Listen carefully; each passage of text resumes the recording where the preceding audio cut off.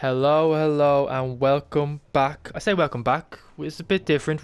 This is the League of Europe podcast. It's revamped thanks to Ivor Mike's wonderful idea to have a guest on every week, a driver, and we have a sit down, a bit like Beyond the Grid, have a little chat about racing and personal life, get a bit more insight to the drivers and what makes them tick. I am glad to say I am not alone. I am joined by Division 2 commentator, F2 commentator, it's Daka. How you doing? Thank you very much, Gary. And yes, very excited to be hosting this alongside you. I think it's a very good idea, so thank you very much to Mike for kind of sowing the seeds for that.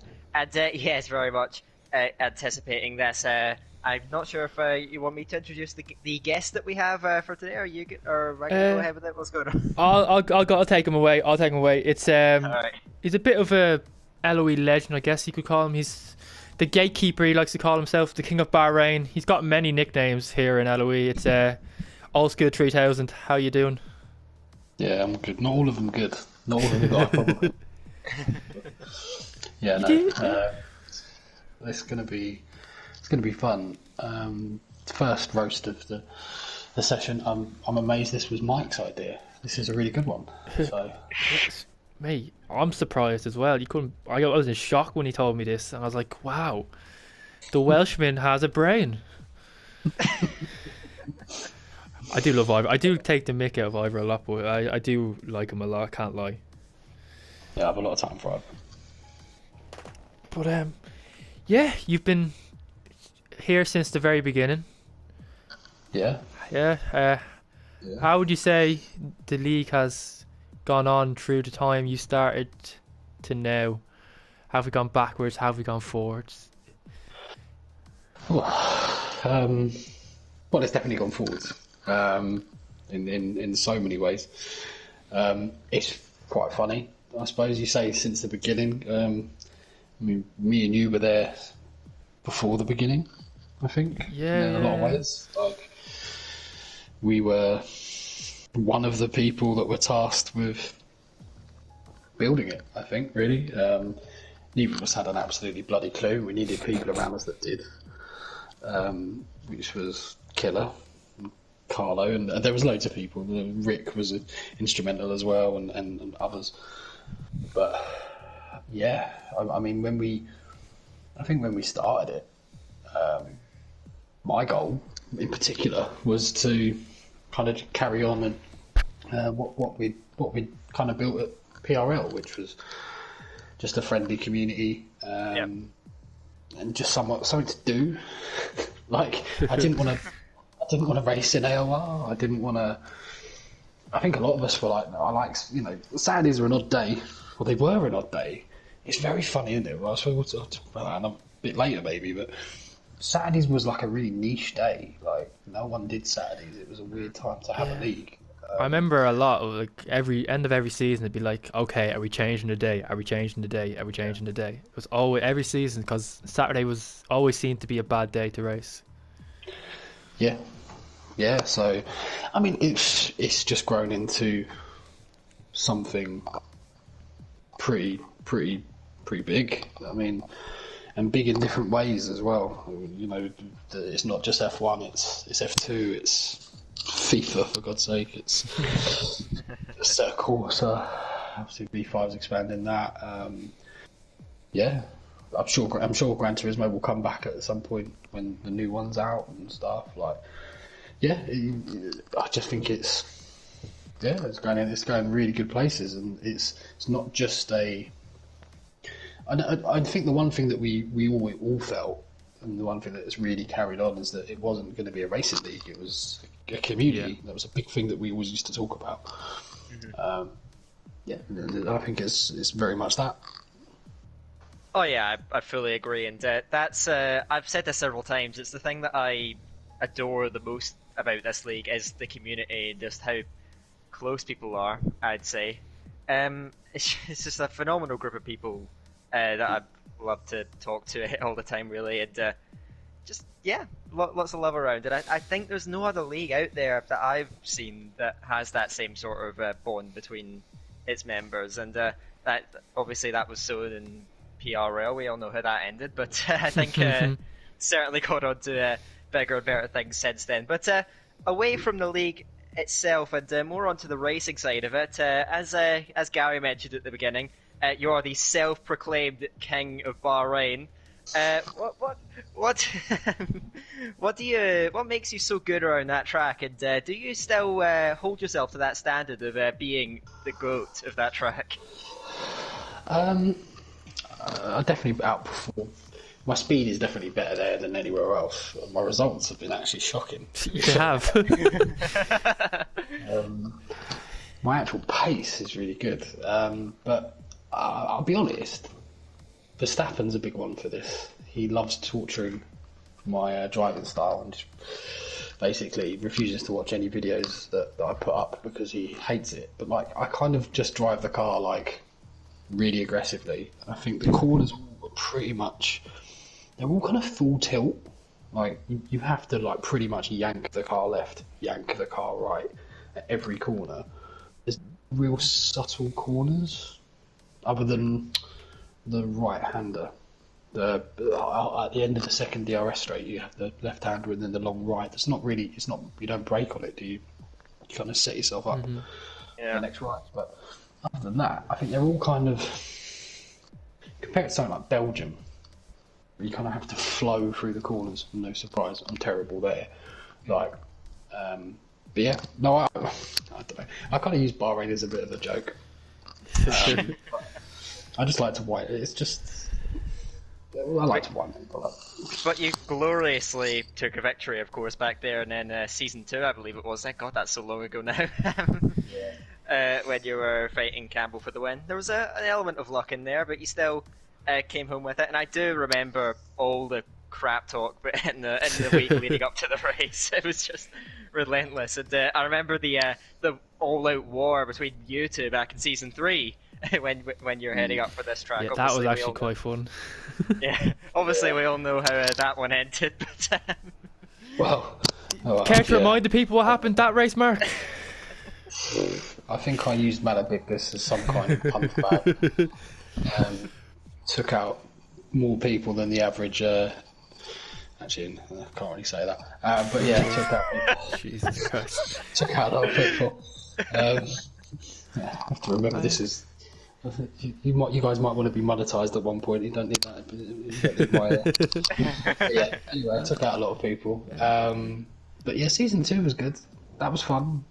You know, actually, I look at that grid. I sometimes, you know, every now and again, you know, every night basically before I go to bed, I watch that race. I look at who was driving in there. In all seriousness, I'm like, Jesus Christ! Like Campbell, like. For a start, you think these guys, so many people have gone on to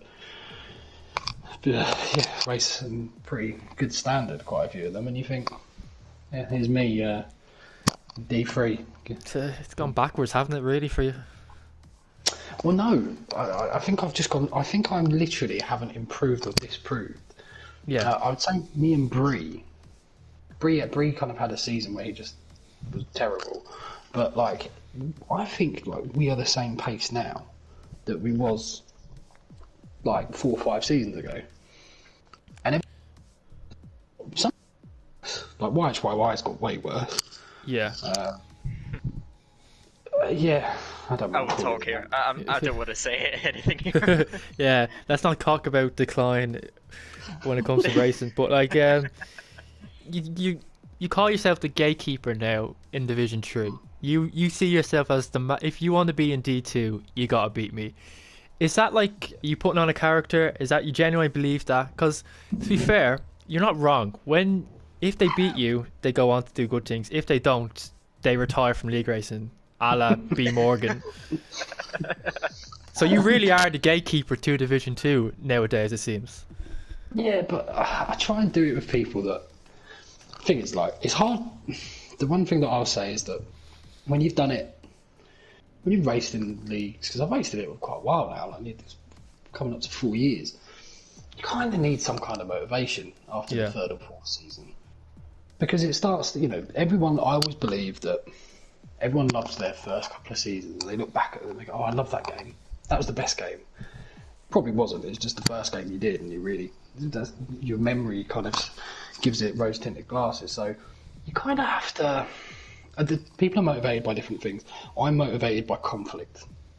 I really am. Like, I know you are. at work, like when I was an organizer, I wanted to absolutely mud EPR. And did that. Like, that's, it was looking at external things, and it's like I love it when someone comes up from a division or someone's fairly new and they start to give it the big licks, and you go, okay, you've got to beat me. If you don't beat me, you've got no chance. And it motivates me, but I think and you've got to do it with the right people. Like, I'm not gonna. I don't know. I'm trying to think of someone in D3's a bit. This division's a little bit more. I won't say boring, but polite. Yeah, I get that. I don't know. Like, I'm not going to give big licks to Caesar. Like, I like Caesar. Caesar's one of the nicest people in the world. Like, and he's genuinely like just turns up, races, says well played, and goes about his week. I'm not going to just randomly at Caesar on a Wednesday afternoon and go, see you, dickhead, I'm half a second. Like, it's not. But whereas Morgan was someone that we both enjoyed that kind of rivalry / camaraderie. Mm-hmm. So it's weird. So I love the competition aspect of it. I don't really care what division I'm in. I don't care if I'm in the bottom of D2, and like I have been, and if I've got 4 people, I've always said, you know this as well as anyone, if I've got 4 people to race that I think that are my pace, I want to beat them. And it's going to be the same this season. Like, I want to beat Miami, I want to beat Tin Can, I want to beat Bree, I'm not really fussed about TDB and Caesar because I think they're quicker than me, so I think I'll beat one of them. But... Yeah, do you think you could win the championship or no? No, not in its current standard. No, not in its current state. I think that there are 6 or 7 people quicker than me, and I'll come 4th or 5th. So wow. That says more about people's mentality than it does necessarily. Again, that's the gatekeeping aspect. If you lose to me, you've bottled it, or you've given up, or you've not bothered, because there's no way that Tin Can, the Vapor guys, I mean, it's not a particularly great esport team, but they are an esport team. Like, you pride yourself on beating other teams, so if you're going to lose to a 32-year-old bloke who walks around in Teenage Mutant Ninja Turtle pyjamas half the time, you're in trouble. Caesar, Miami. Again, Miami's a really nice guy. It's really annoying. He's far too nice. We'll change that, don't worry. Yeah, you will. But there's, Eduk as well. Eduk's another one. He's about my pace. These kind of people that, 4 or 5 of them are not going to beat me, and then they're going to have to have words with themselves. And you, potentially, as head of Excel.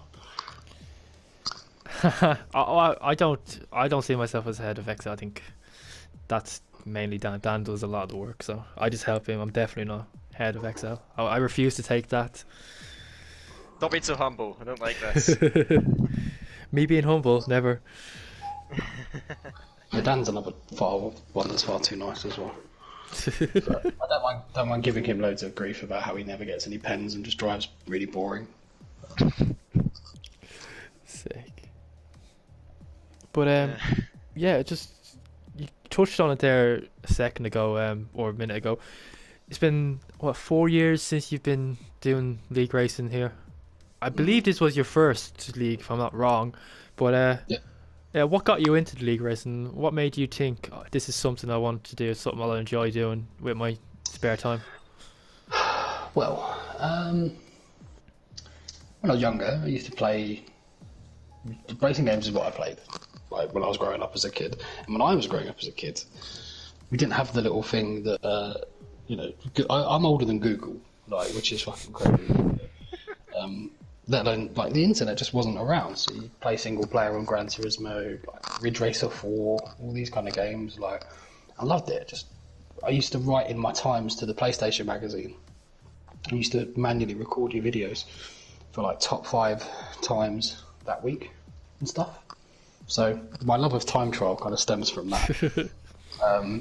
And one time I made it, I think.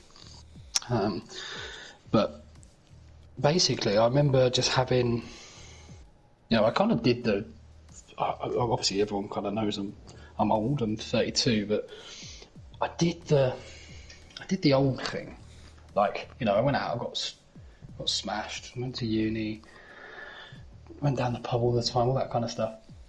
And then when I had my little girl, I couldn't. Yeah, there's no time to do that kind of stuff necessarily. But when she hit, how old was she? Been 2. Obviously, I didn't. I didn't want to go out every Friday and Saturday. As you get older, you just don't. And then I just thought, I don't know how I looked into it. I think I watched TRL Limitless. I think that would have been it. Yeah, that must have been it. I was seeing him in leagues and stuff. I was like, that's interesting. I'd love to be able to do that. And then, yeah, tried to sign up to AOR. The website was absolutely diabolical for someone I'm not stupid with tech, but I thought this place is mental. Like, I have no idea how to get around it. Yeah. So I sacked that off, and then I found, how the hell have I found PRL? Like, I don't know how you found it. I can tell you now. I really Maybe don't.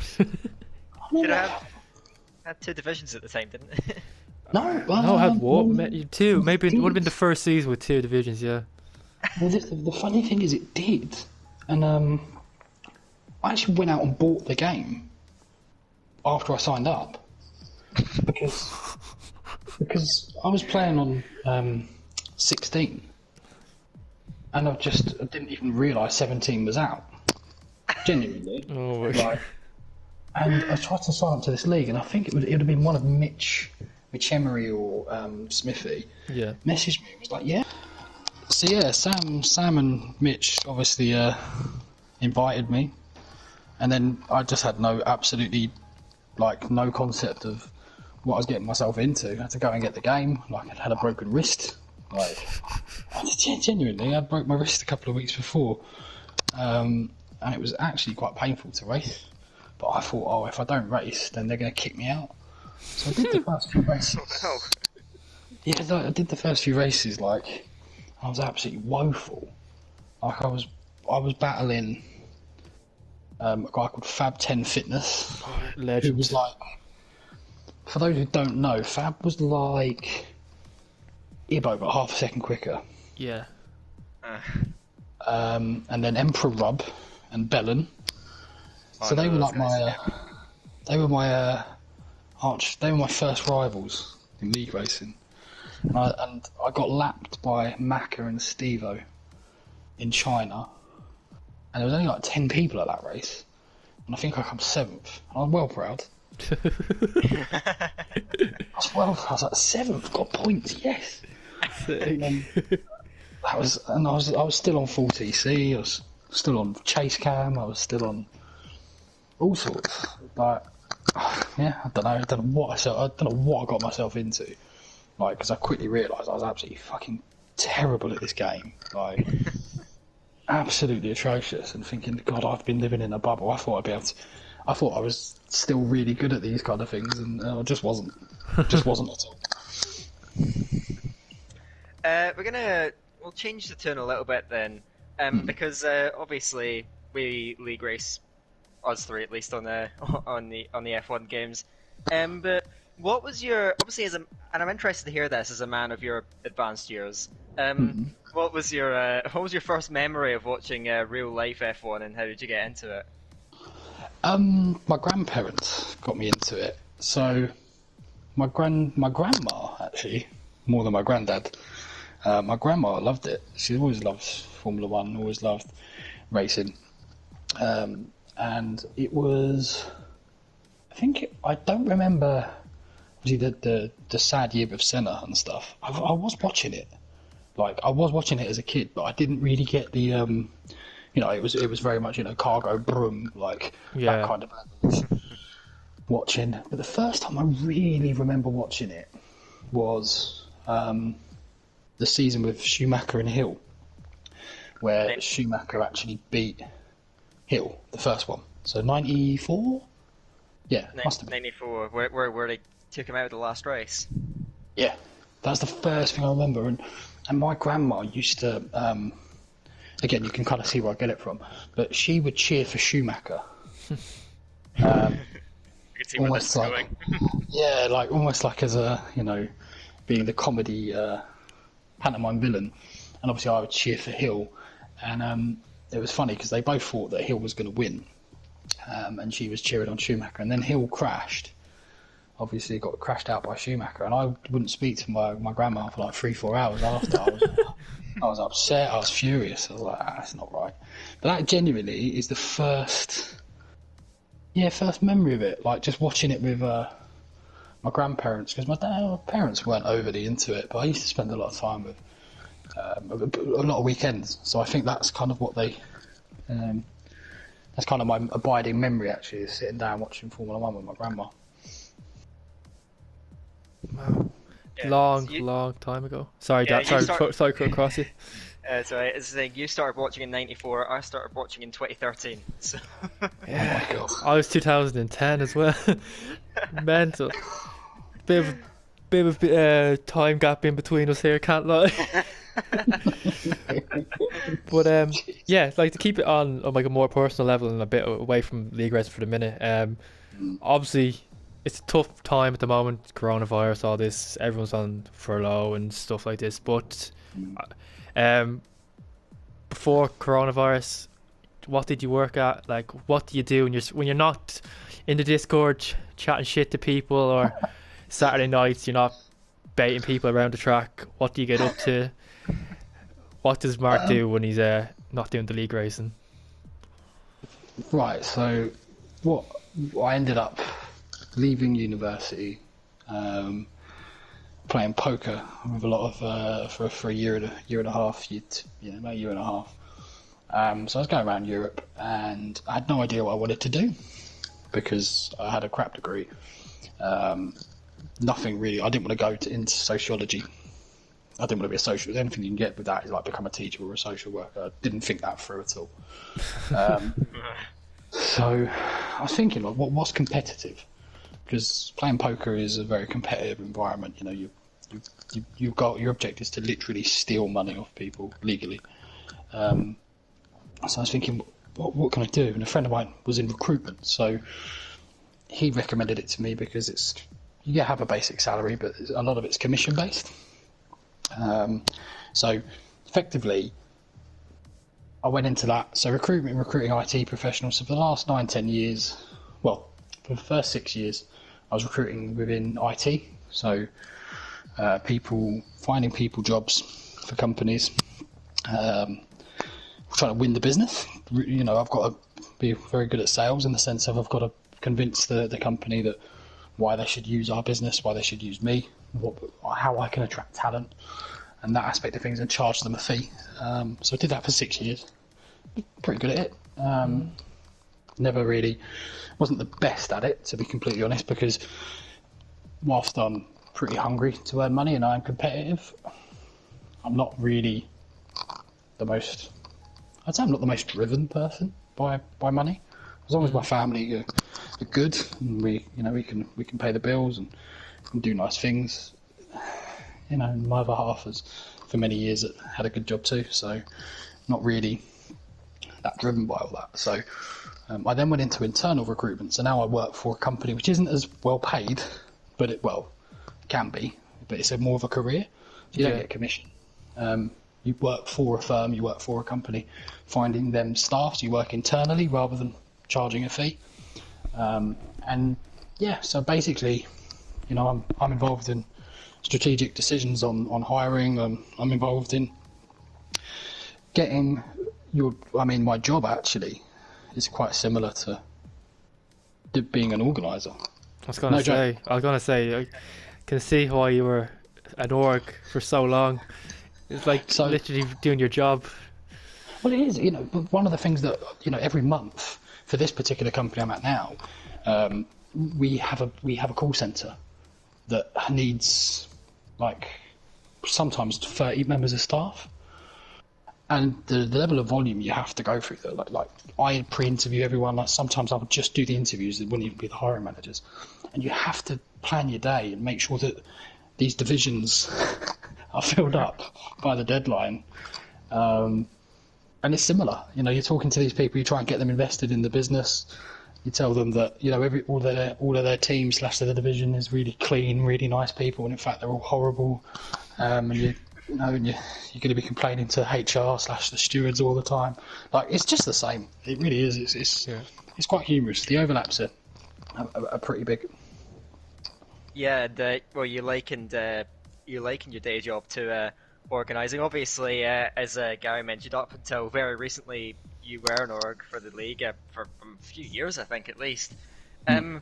Just touching on that though, what was it like being an organizer? And to be more specific, what was the best thing about it, and what was the most difficult thing about it?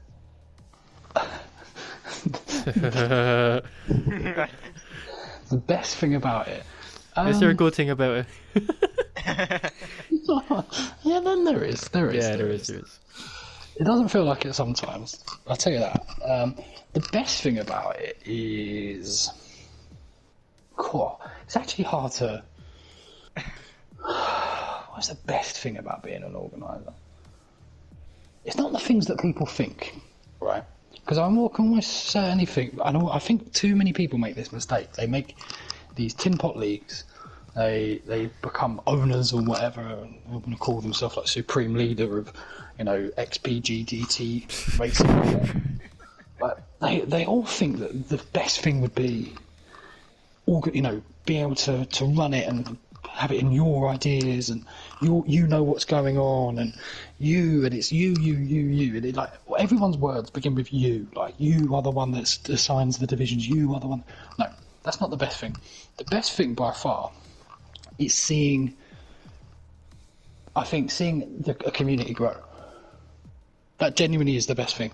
Seeing people join, and, you know, like seeing the messages, like the other day, like seeing Jav put his first message in the Discord, or Toxic, you know, and seeing people develop relationships with people that, you know, I don't want to stereotype people, but I don't think necessarily the average online community at all, whether it's F1 or COD or whatever, like, I don't think those people are necessarily the best at building relationships in real life with other people.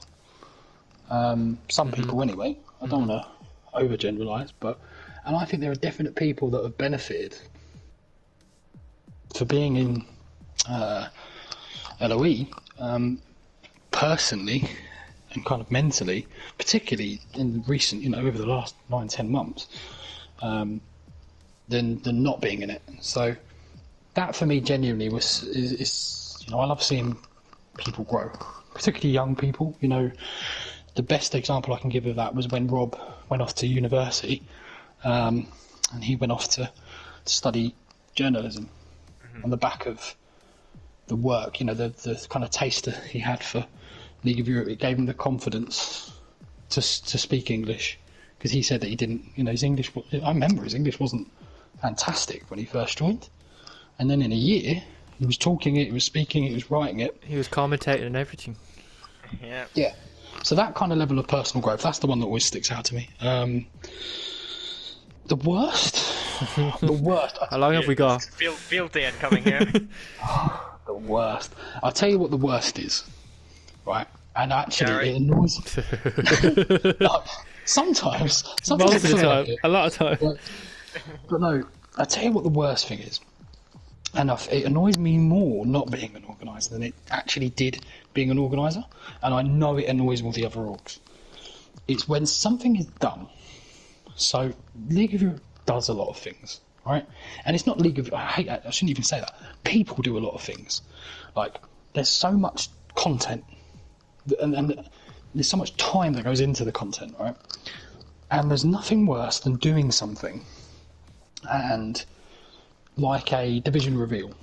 So the good example was Car Cannon put so much time into the beginning of last season, like unbelievable amount of time. And then we did the premiere and it didn't work.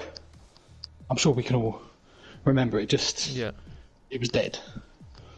And what really grates me is when there are events like the awards or division reveals or something, and people 10 minutes after it's all done, and probably genuinely 20 hours of work have gone into this between like various different people. I'm not saying someone has spent 20 hours doing it, but there's people after that go, "Oh, you should do it like this next time."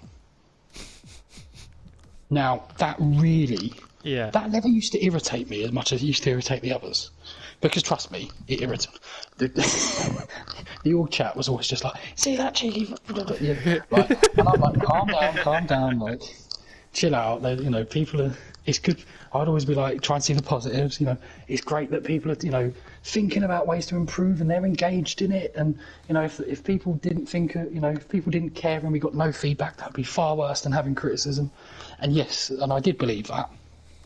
But now that I'm not there to almost say that, it irritates me more, because often, and more often than not, when people come up with ideas to make something better, that's okay, that's fine. I don't even mind that so much. Mm-hmm. I don't mind that so much. It's when people go, "That was bad." Yeah. And you go, "Okay, how would you improve it?" Never come up with a problem, come up with a solution. And even then, solutions are a bit... Don't come up with it 10 minutes after it's been done, and it's not going to be done for another 5 months. Why don't you hold on to it, and when, the next time the division reveals come around, or the next time the awards come around, or whatever it might well be, why don't you go, "Hi guys, I've got an idea."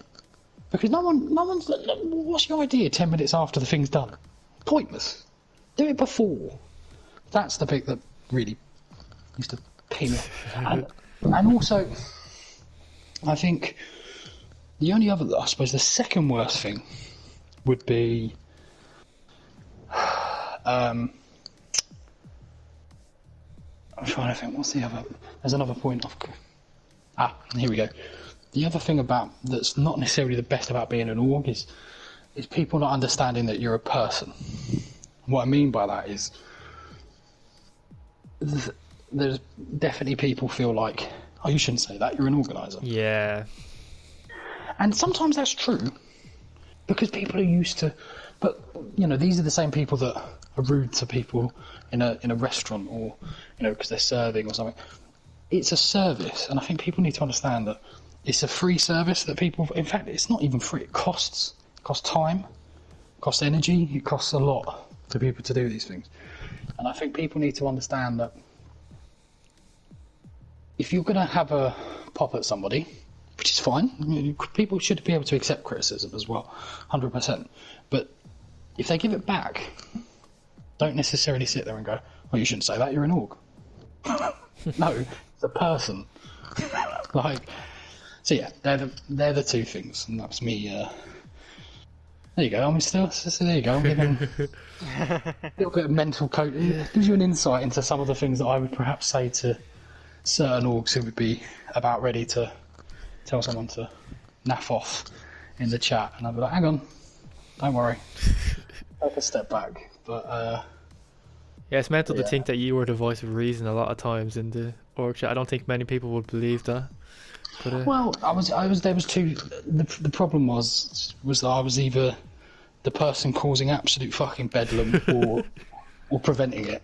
I was never just sat there, and I think that's what I like about all of you now, is that you all add value. I think you add a lot of value similarly as to how I add it, but I think in the nicest possible way. I think we all began to think like each other. Yeah, I think so, definitely. We started to build a bit of a culture within the, to the point where I don't think I was needed anymore. Like Larkin, J. Cole, you, Dan, Campbell, everyone, I'm not trying to, V5, everyone kind of would have their moments where it was almost like a group consciousness. And I was like, I think this is in a good place. So now's the time to move on, because I think that's a big thing. I think that's a huge thing, is that moving on when you feel like you can't do any more. Don't get me wrong, my circumstances, obviously having the little one coming, were a big factor. Yeah. But I also think it was just kind of a nice natural time to to pass it over to someone else. Yeah, I think it's important to know when to let go when the journey's been done, than what you've done. You've taken it as far as you can. You did quite a lot for the league. You did loads and loads, and like me and everyone else really appreciate it. Even though I probably didn't show it a lot, definitely appreciate it a lot. But that sort of links to the next question, because some orgs never really knew how to let go, and so who would you rate with the orgs that you've worked with? Who would you rate from worst to best? What's the best? What's the best? I could get away with this now. I think I know who's going to be worst, but we'll. You don't. You probably don't. Worst to best. Okay. What, like all of them? Well, you don't do all of them, but if you could just like a couple for worse and some you never got along with, and some like that you think do a really good job. Okay, we'll do a tier. How about we do a tier system? So like S, A, B, C. Alright. F is the worst. S is the best. So there'll only be one person in each of those segments. Yeah. Okay. Yeah. He's deep in thought now. Yeah. So go. I'm ready. Fire some names. All right. So I'm gonna give you names. Yeah. All right. I'll give you one. Then Dan will give you one. Then we'll go from there. I'll start off with Maka. D. D. Okay. Not the worst. Wow. Okay. Wow. And the reason why, but the reason why, in some ways he was really good. I've said this so many times. Like, he was the one that got commentary involved in D2. Yeah. He's the one that split the times. Like, he would have some fantastic ideas. In fact, his ability, if he ran his own league, probably do all right. If he was by himself, he'd be fine. It's just when it came to talking to other people, that was the issue. That's his big downfall. So yeah, D overall, but ideas-wise, genuinely, I'd say like one of really the better good ones. Yeah, definitely. Okay. J. Cole. J. Cole.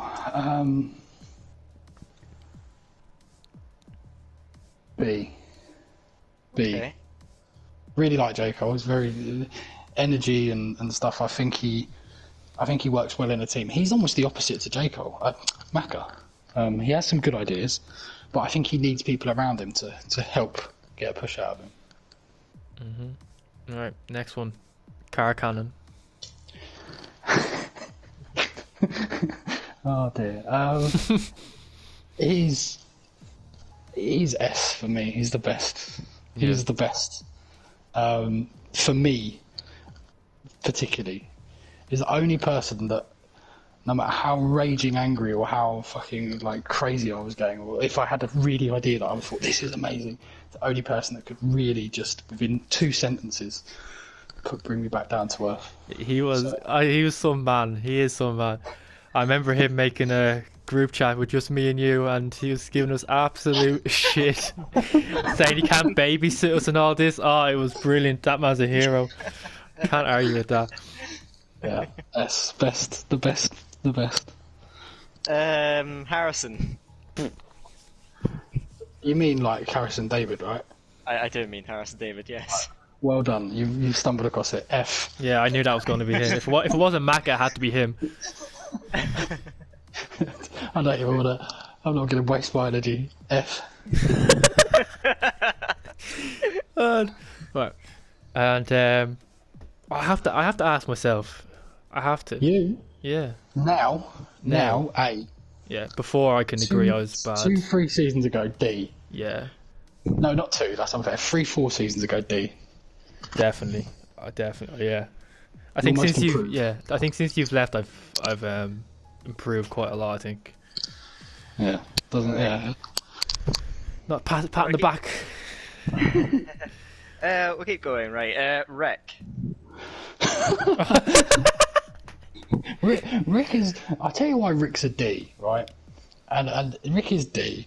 The only reason why Rick's a D is that he actually has more value not being an organiser now with his stats than he did when he was an org. I'm really confused. I love Rick. I think he's a great guy. Really enjoy it. And no, Matt, in all seriousness, I don't know. He's a bit harsh because he was really helpful in setting up the league and stuff. He as well. was. He had that great idea that went. Oh, were you? No, were you there? Maybe no. Were you there when he had that idea about the calendar? Were you still in Norway? Yeah. Oh, you're still not. Yeah, mate. No. Rick had great How do you- ideas, not always the best ones though. That one I never No. liked. I never liked that one. Yeah, he was on about splitting the calendar into like 3 mini seasons. I really liked that. So I have But 3 I- different championships. So you have an Asian championship, a European championship, and what was the other one? Continent or subcontinent? Yeah, Something else. something. I was not for that at all. I thought it was a really. His heart was in the. I thought it was a good Yeah, idea, but yeah. it was implementing it. I don't think. Yeah, I don't know. Yeah. I really like. I don't think he was an org then either when he come up with this idea. No, he was no. Technically, no. No, technically, no. But But no, a lot of time for Rick. But he disappears for like weeks on end and then just comes back with some mad idea. But so we've got 2 more questions to ask you. But I think this one's probably going to answer, given what you've talked about just there. Do you miss being an orc? No. I much prefer not knowing the divisions. I've been looking Well, forward to this. You tried not to. You tried to find out. No, I didn't. No. Do you know what happened? Right, I did try and check. I tried to check the votes for what races were back in. Yeah. But I genuinely wanted. I was just checking if I'd signed up. Oh. Great. Oh And it come my up- god. And then it came up with responses, and I was like, responses, and I was like, oh my god. So no. No. In all seriousness, I really enjoy because since we had this content, I've never experienced this, like being the one on the other end of it. Yeah, I say It's it's brilliant. weird. Not knowing. It's Must be genuinely weird. brilliant. Yeah. Like not knowing who's in the divisions. I can't wait for the car reveals and finding out who's teammates with each other and stuff. Although I know that you guys, we did try and keep it secret. There was one season we kept it a secret, wasn't it? Where only one person knew. I think it was only Car Cannon. But then we Yes. Yeah. I remember that season. Yeah. It's quite Um, hard though, because it's right there on the drive and everything. Like, why wouldn't you have a look? You know what I'm saying? Like, as an org, you're always gonna check. But no, I mean no. There's nothing that's made me miss it because I don't think there's anything that you guys are doing that is drastically different. I mean, maybe in like, yeah, I don't know. I don't think there's anything that's too different at all. But you're gonna have new ideas, and there's new brilliant, the power rankings and all that kind of stuff. But there's no, I don't know. I don't think. Don't know. Well, I don't miss you either. Great. That's something I do miss actually. Like, I miss talking to you guys. We had a good laugh. Aww. Aww. No, I do. Sometimes we'd have a good old crack, and even like with Excel, like I kind of miss talking to Neo because he's alright. The rest of it are terrible. Sick. But I think Dan's gonna fire away with the last question we have for you. Yep, so this is going to become a bit of a tradition, I suppose, for all the episodes of this podcast. It's one that Gary came up with, hence why it's terrible, but no, it's actually quite good, though. It's if you could race in any F1 era, what would it be and why? 70s. I know why. Women, money. What else do you want? Drink. Because I'm fat and ugly. It's the only way I can smash supermodels. So there's absolutely no hands down. You could get hammered the night before, turn up. Oh, mate. I mean, to be fair, I wouldn't live very long, but it'd be a great life. Wouldn't it? The Irish James Hunt. I was going to say you should be teammates with James Hunt. Yeah, hands down, absolutely. Also, it was a pretty weak era. In all seriousness, Are Outside of you Lauer. backing yourself? I like how I'm sandbagging like TDB. He's trying to work out which. Sick. Yeah, as if I'm actually trying to work out which era would give me the best chance of a world drivers title. Oh, Jesus. Yeah. Oh my. But yeah, there you go. Let's say, what year was it that Lauda Saudi had his accident? What year was that? 76. 76. 76. Yeah, like 75, 77, 76. That kind of 3 year bracket. Yeah. Well, I definitely back you in a championship against Nicky Lauda. Can't lie. Only because he's missed it. Only because he doesn't attend very well. I hope he voted non-attendance after that. Oh my god. Oh my god. I can't Right, time to end. Time to end. It's time to end the podcast. Mark, it's been an absolute pleasure having you on and having this talk. Has been great. Hopefully now, since there's been so much demand for this, it won't be every 2 or 3 weeks. It'll be every week. So next week we will have another driver. Hopefully a bit more calm, cool, as a bit less R-rated than Mark. But anyway, absolute pleasure to have you on, Mark. Thank you very much. No worries, and it's been a pleasure. But can I one last thing? Yeah, I'm going go to come for it. fourth. Okay. Here we go. Yeah. I don't know about that, but You should get everyone to predict where they're going to come this season and see who was the furthest out. Ooh. yeah, that's a good. I like that. Fourth and D3 with how many races are there? 15? 16. 16. 16. With 92 points. Okay, right. I'm gonna put that down right now. 92 points, right? And if Actually, no, yeah, that's not even possible. That's too No. low. Yeah, that's way too low. Yeah. 117 points. 117. Okay, he's changed it last minute. Love that. Right, it's locked in. So every week now, we'll have a table up, and we'll see at the end who is the worst predictor in a League of Europe. I'm guessing that's going to be the worst one. We can ask the next few guests that question just before the season starts. Yeah, definitely. Yeah. I'm more than down for that. But yeah, pleasure, Mark. Thank you very much, and obviously, Daka as well for helping me through this. Been brilliant. And till the next one, goodbye. Bye.